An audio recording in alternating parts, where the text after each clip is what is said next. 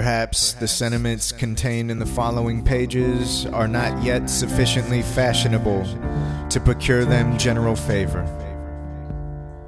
A long habit of not thinking a thing wrong gives it a superficial appearance of being right, and raises at first a formidable outcry in defense of custom.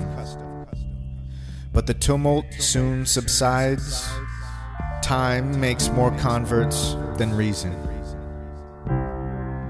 As long and violent abuse of power is generally the means of calling the right of it in question, and in matters too which might never have been thought of had not the sufferers been aggravated into the inquiry, and as the King of England hath undertaken in his own right to support the Parliament in what he calls theirs, and as the good people of this country are grievously oppressed by the combination, they have an undoubted privilege to inquire into the pretensions of both, and equally to reject the usurpation of either.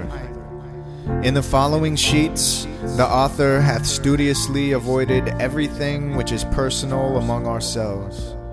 Compliments as well as censure to individuals make no part thereof. The wise and the worthy need not the triumph of a pamphlet, and those whose sentiments are injudicious or unfriendly will cease of themselves, unless too much pains is bestowed upon their conversions. The cause of America is in a great measure the cause of all mankind.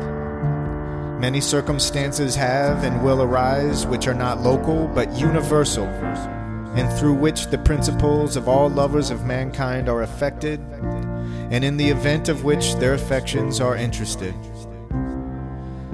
The laying a country desolate of fire and sword, declaring war against the natural rights of all mankind, and extirpating the defenders thereof from the face of the earth, is the concern of every man to whom nature hath given the power of feeling, of which class, regardless of party censure, is the author.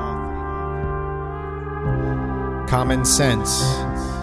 Some writers have so confounded society with government as to leave little or no distinction between them, whereas they are not only different, but have different origins.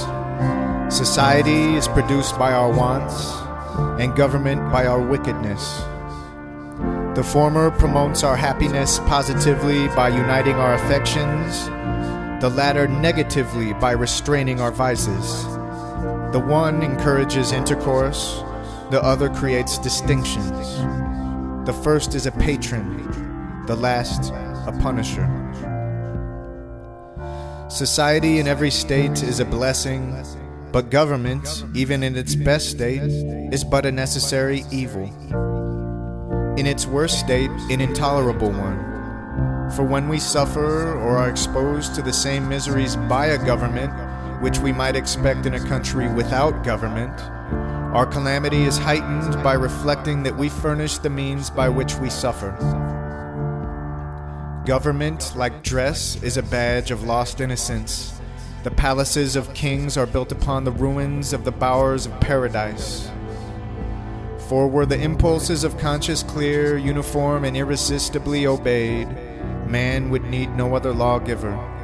But that not being the case, he finds it necessary to surrender up a part of his property to furnish means for the protection of the rest.